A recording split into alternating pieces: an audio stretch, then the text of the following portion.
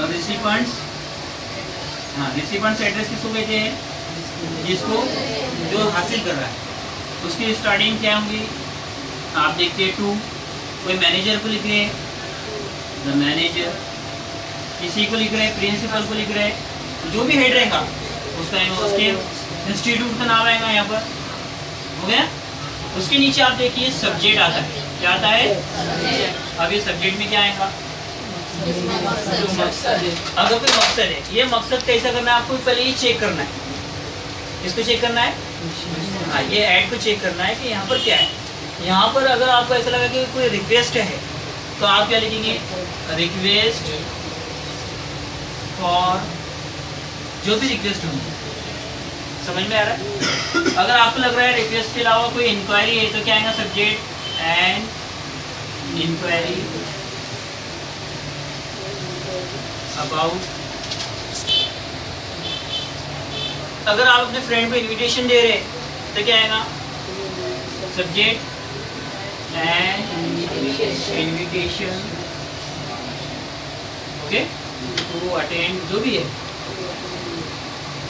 अगर आपको ऐसा लग रहा है कि आपके मोहल्ले में बहुत ज़्यादा बिजली जा रही है, आपका जो लाइट बिल है बहुत ज़्यादा आ रहा है, उसकी क्या करना है? आपको रिक्वेस्ट करना है कि और ज़्यादा है, क्या करना है?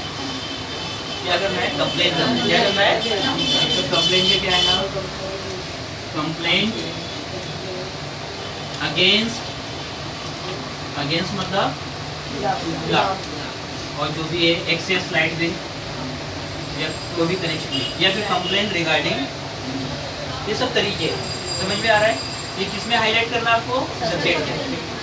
कहीं पर रिक्वेस्ट है तो रिक्वेस्ट फॉर, हाँ कहीं पर अगर आपने कोई डिग्री कोई क्वालिफिकेशन हासिल कर लिया और आपने कहीं अप्लाई करे, आप you are eligible for that post, at that time you are applying for yourself as a candidate for that appropriate post, तो you have to mention subject. कैसा सब्जेक्ट मेंशन करेंगे?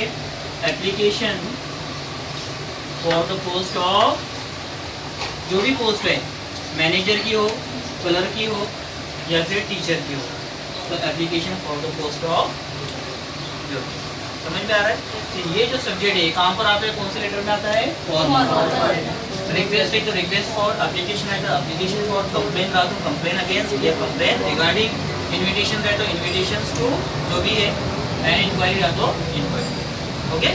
तो मसला है। अब इसके बाद क्या आ गया? कितनी चीज़ें हो गई हमारी? 1, 2 और ये थर्ड, फोर्थ चीज़ क्या है बताइए? सैल्यूटेशन। क्या है? अब सैल्यूटेशन में माय डियर आएंगे क्या? नहीं आता है, लेकिन यहाँ पर आपको इस्तेमाल नहीं करना है। फॉर्मल लेटर में डियर का इस्तेमाल होता है आपके अप्लाई के बोलते, लेकिन आपको ज़्यादा इसमें जाने की जरूरत नहीं है। आपको सिंपल क्या इस्तेमाल करना है? रिस्पेक्टेड सर, या फिर मैडम रहा, मैडम रही तो ओके, ये हो गया। फिर यहाँ पे क्या डील करेंगे आप? जो ज़रूरत है, जिसकी रिक्वेस्ट की जा रही है, जिसकी इंक्वायरी की जा रही है, जिसकी कंप्लेन है, वो कंटेंट आपको यहाँ पर डील करना है। लेकिन ये डील कहाँ से करेंगे? यहीं से उठा के। ये तो बहुत सारे बोलते हैं कि ये अलग चीज़ है, वो अलग है, उससे इससे क्या है? इससे जुड़ा हुआ है।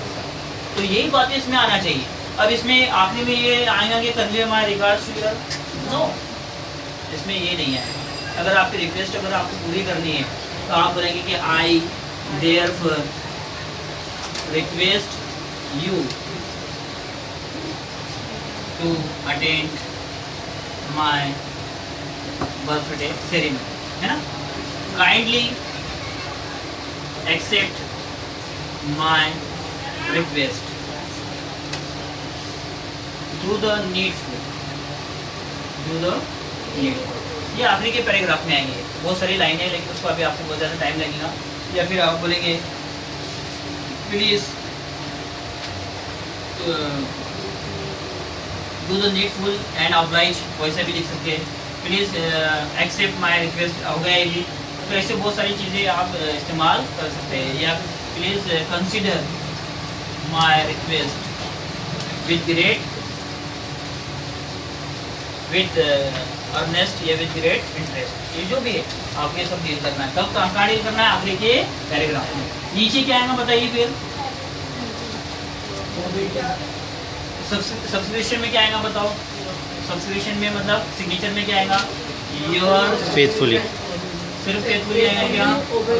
अगर आपको ऐसा लगता है नहीं ये फेथफुली लिख रही थी मैं बहुत बोर हो गया तो कुछ नया लिखता हूँ तो क्या लिखेंगे आप? Yours sincere. आपको नहीं लगा ये ठीक नहीं है दूसरा लिखता हूँ योर ऑबिडियंट। आपको लगा ये भी अलग लिखनी चाहिए योर। ओके ये क्या है? सब्सक्रिप्शन है। इसे क्या कहते हैं? सब्सक्रिप्शन। ये तरीके तो आपको इजी कौन सा लगेगा?